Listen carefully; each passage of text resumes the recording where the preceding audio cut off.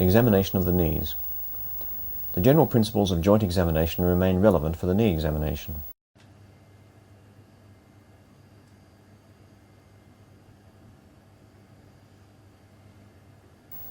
The knees and thighs should be exposed.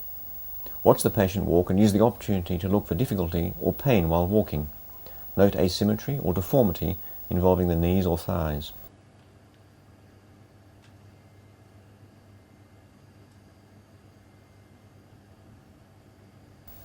Hi Richard, what I'd like you to do is just walk for me towards the bed and I'll be just examining your walk.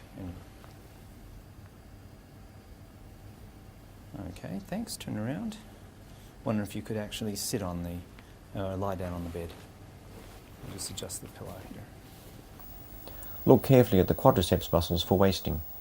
Then at the knees themselves for skin changes, especially inflammation, and scars that might suggest injuries or previous surgery.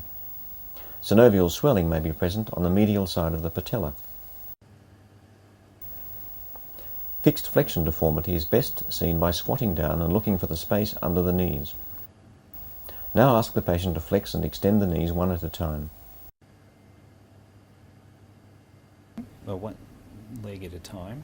I'd like you to bend your knee for me, please. Normally the patella glides upwards as the knee extends.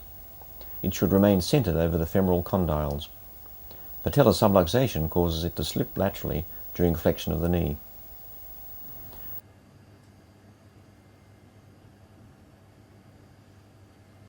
Feel the bulk of the quadriceps muscles. Wasting occurs early after the onset of knee problems because of disuse. Palpate over the knees for warmth and synovial swelling. Test for a joint effusion. The patellar tap is used to confirm the presence of a large effusion. One hand rests over the lower part of the quadriceps muscle and compresses the suprapatellar bursa. The other hand pushes the patella downwards.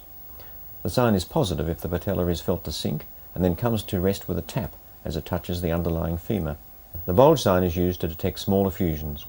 Here the left hand compresses the suprapatellar pouch while the fingers of the right hand are run along the groove beside the patella on one side and then the other. Look for a bulge on the other side caused by a fluid wave. This is a sign of a small effusion.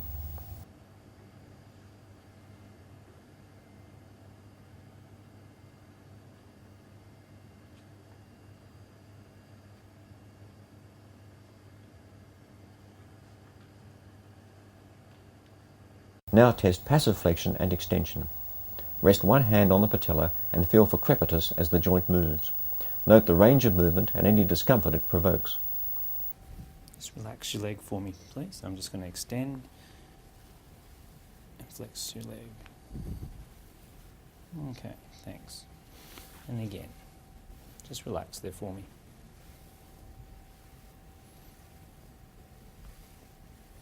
Okay, thank you.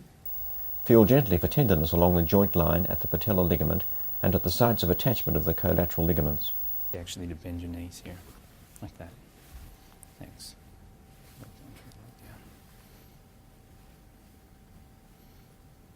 Is there any tenderness there? Okay, this leg down.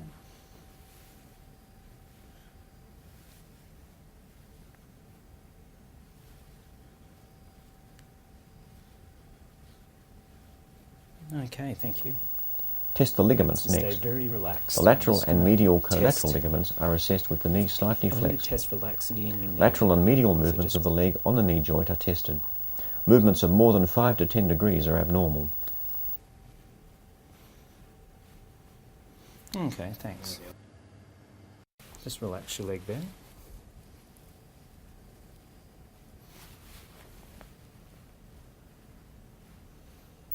The cruciate ligaments are tested next. The patient's knee is flexed to 90 degrees. The examiner's hand grasps the tibia and attempts anterior and posterior movements of the leg on the knee joint. Movement may be detected by the examiner's thumbs positioned at the joint margins. Again, movement of more than 5 to 10 degrees is considered abnormal. Increased anterior movement suggests anterior cruciate ligamentous laxity, and increased posterior movement suggests posterior cruciate ligamentous laxity. All right, thank you. If recurrent dislocation or subluxation of the patella is suspected, the patellar apprehension test should be performed. Push the patella firmly in a lateral direction while slowly flexing the knee. The patient's face should be studied for the anxious look that suggests impending dislocation. This is the moment to stop the test. Okay, relax there. And relax this leg.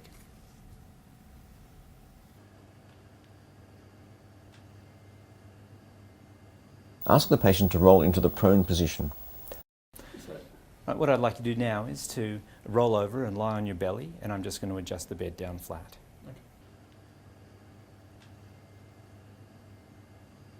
Look and feel in the popliteal fossa for a Baker's cyst. This is best seen with the knee extended.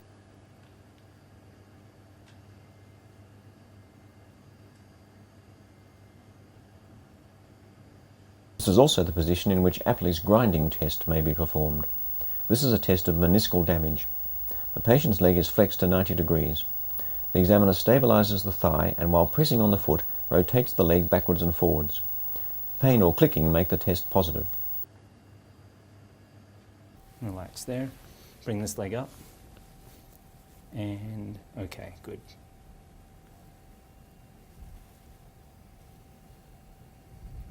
Okay, thank you.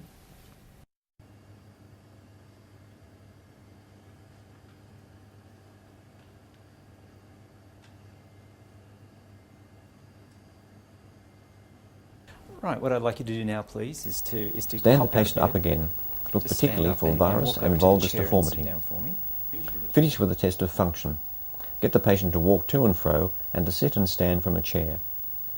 Fold your arms, and now to stand up. That's good. And back down, please.